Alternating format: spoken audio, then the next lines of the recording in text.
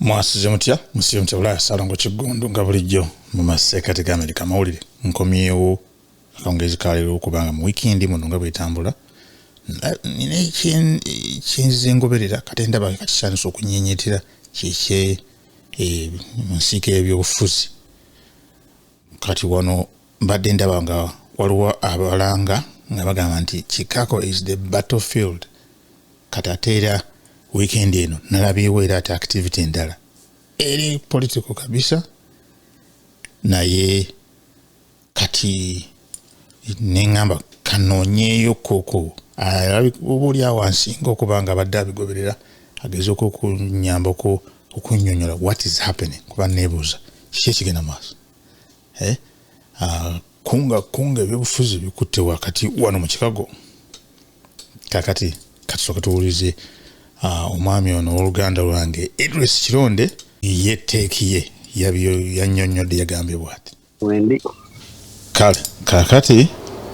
nga bwe mbadde ngamba nti nsanyusa okuwuliza tulabagana twasemba kulabagana ndowooza Dallas ne mmanyi nti ebintu bino ndaba obigoberera ng'olusinga nange bwe mbigoberera osinga kumpereza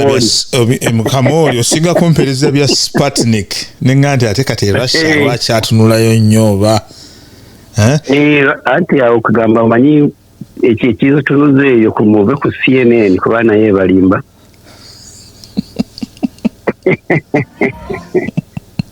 mugendako ku gundi ku other igundi of course nabo babeera biased naye gamba gwe bakuwa tugundi neweeronderawo naye kakati katukolebwe tukansooke nkusabe weyanjule oba oli awo nze nkumanyi naye abatakumanyi bamanyi nti njogera nanyi lwaleero mu studio muno mangu ate n'oluvannyuma mbuuze ekibuuzo kyemu bibiri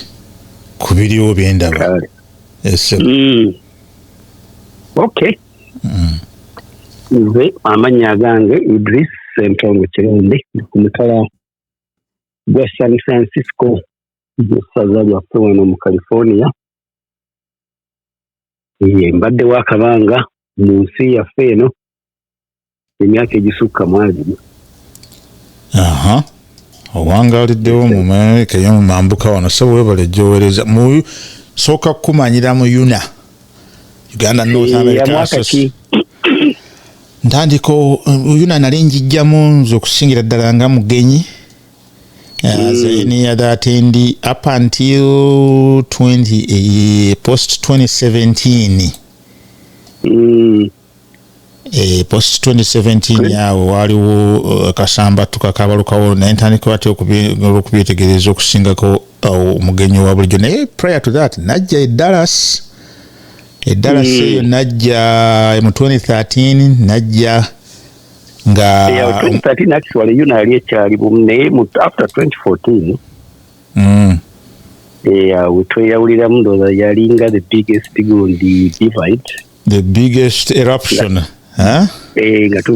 nga tuvudde mu Dallas eyo najja Dallas najjanga election observer wa Ronald Kabale naye ng'ali mu nsiike ebiseera ebyo ne Senoga yamba yali alaninga ku voice wa Senoga naye kati Yuna since then ebize bibeerawo naye recently naye njogera ne president wa Yuna mubuuza ku ebyobufuzi kubanga bwengoberera wano ndaba abantu nga complaining ebyobufuzi biyitiridde mu Yuna yafuuka ya byabufuzi president wa Yuna Ami Lambert Etibot ye yagamba ebyobufuzi Yuna tebirimu byabufuzi wabula abantu bajja n'ebyobufuzi byabwe ye bwati bwe yakyogera Yuna yo eri apolitical naye ate ekyewunyisa twabeeranga ne political forum ngejjuza muli mu creating a space abantu mwe basobola yes buli mu platform ne mubagalira mu kisenge ne beeyuza amakya ne muvaayo ne mugana ne munywa kacaayi ega mubaleka people ne baventinga ne bajja kubanga oluusi tubanga tulina babayita batyawo the law makers nga tubalinaawo ku weekend namba era begamba nti instead of oluusi oba okuventingayo eddakiika ezebbiri mukola proposal ti bino byetwali badde twagala bikole ki bikyuke kubanga muba mwogenda direct oluusi ne parliament. Yunakozi gwe wagiwerezaako era nga nga gundi naliko representative wa Colorado okumala akabanga even then nemba nga saali mulonde nga mbeera you volunteer mukiwa kyosobola. Okay. Kakati nga Mwamiramba tibwagamba nti abantu bajja n'ebyobufuzi byabwe mu Yuna gwoyina ebibyo by'oleeta naawe olina okubaawo. Omanyi nze sirina byendeeta ne bakolere bwe nali leader wa community ya Colorado nga buli omu amanyi kyempagira naye saaleeta mu politics n'omu naye abantu tekibagana kubanga Yuna eringa bw'olaba ndowooza cross section ya Uganda gamba politics oluusi tumujja eri eka ne tumuleeta wano n'atuyingira wano twali bagamba tufokasinga nnyo ate ku bye Uganda mu kifo ky'okusinga okufokasinga ku biri wano nti by now twali badde nka naffe tuwagirayo tulinayo nti abantu bakigundu basentongo bagenda mu congress naye tufokasinga ate ku politics oli ow'ebutambala n'ow'omu kikuubo gamba bitalina nnyo ate kubanga omusolo guwera wano w'osula you are more affected ku musolo gwe bakuteekako wano oba ne immigration issues. Tugamba ndowooza we misdirect our energy ku bitaliimu naye nga abantu baleka ne baventinga ye democracy gwe tulimu wano. Okay. Ntegedde naye nga baabe Colorado bamanyi owagira ki kusagambye olina gwe kyowagira n'abatali ba Uganda globally nga teseekweka owagira Uganda kyengamba ne Uganda nawano buli omu bamumanyi ne bayingira nti Idris tewalagenda kudawutinga where I stand. Where do you stand? So nange kati njagala manye wano mu US I'm a Democrat. Yes. Ate Uganda government iwe NRM. Oh, okay. Nga sikiruma namu era siba na apology. No apology. Kakati wati wano America yommambuka nga bwoga nti ebifuzi byaffe tuva nayo Uganda ne tugenda byo wano naye kati nzize ndaba mobilization nga abantu enyinyitidde okunga naye nga gwendaba wakunga publicly at least kyendabako yewa National Unity Platform. Kakati ate recently nginza okulaba nga ndabona activities endala naddala kati no weekend tulimu wano Chicago bwabaddewo political activity bagambye nti si kibiina naye it's a civic gathering bwembanga mbakootinze bulungi naye nga naye yirumbye mu Chicago ate nga naye yasimbye amakanda mu Chicago balina nekibalonchinze ate bwetwali tunyumya watandise nga nti era Chicago eno ye host ya National Unity Platform Convention gye bategekeddako kati nsigala nga nembuza abange kati mu America wano abalala boga sibalaba NRM sibalaba aba FDC sibalaba bwe bakunga what is going on dala olirinyidde waggulu olitandikidde makati nzizaayo ko kale kankudizayo emabega nga bwogambe bwatendingako ku ziyuna ozibaddeko gundi wano yajja FDC nga be bagundi be bantu abagenyi abakulu betuba nabo mu yuna of course n'abenera embabeerawo nabo ne bakunga ne baregisteringa abantu baabo kumala akabanga UPC teri nnyo mu gundi wano mu diaspora DPS yabeerawo nga babeerawo naye nga sigundi nnyo nti bamaanyi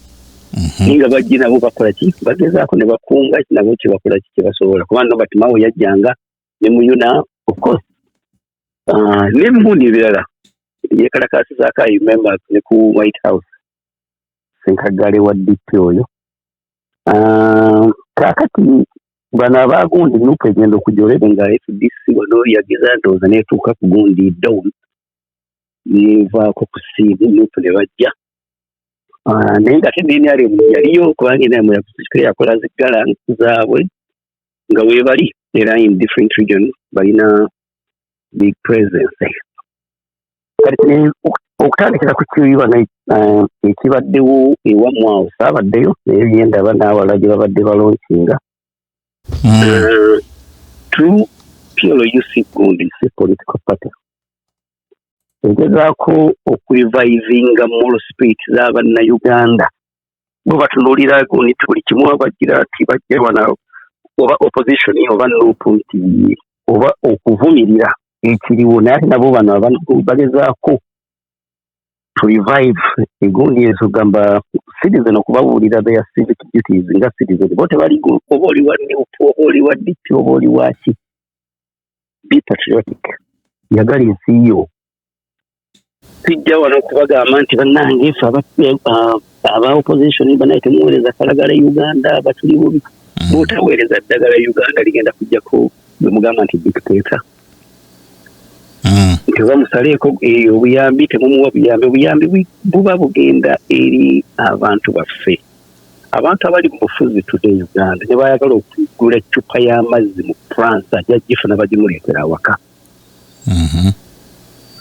naye kati bwebajja nabo bagamba nti mubasaleko bino ebintu bali ate bajjajja bo abali obundi bujjo oba n'ebutambala ne batajja kufuna buyambi kati nga bwogambye nti gwe twasinkana mu Yuna abantu nange abasinga bemumanyi kunondooza Yuna network eyo ne kati bwoga nti tebabawa Gundi simanya biza mu basaleko era tetwali bamanye kati Chicago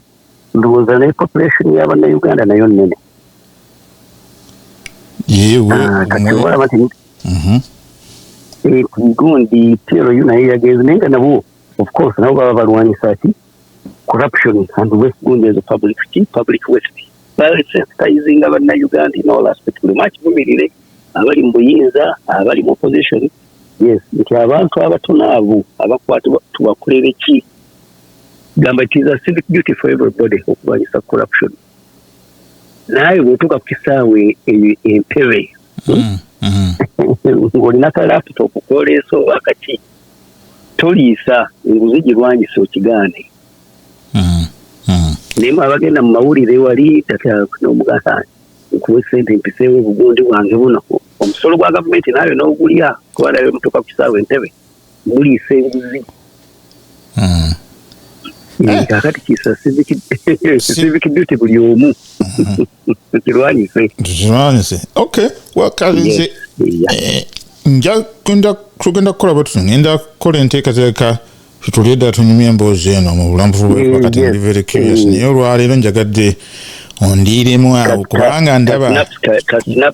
synapsis what is going on kuba kati yo nga NRM sinalaba bwekola convention bana balala tekiinamu interest Gundi ejja kuddamu ezikole naye oluusi kwegamba waliwo nga eddebe bwe libeera ekkalu liwoggana nnyo okusinga liri erijjudde mpulira bibyo nabo nga bo bajja kukola nga kigamba when time comes nabo bakole naye nga mostly abo bayigundi baba just for registration genda kugundi ku street kukuba nduulu okay uteeka approaching kale sebo neyanziza kadde kompadde mangu nnyo njagala kuleka Sunday esigadde kunyumire ebisigadde tujja kuyogera olulala neyanziza kale sebo siba bulungi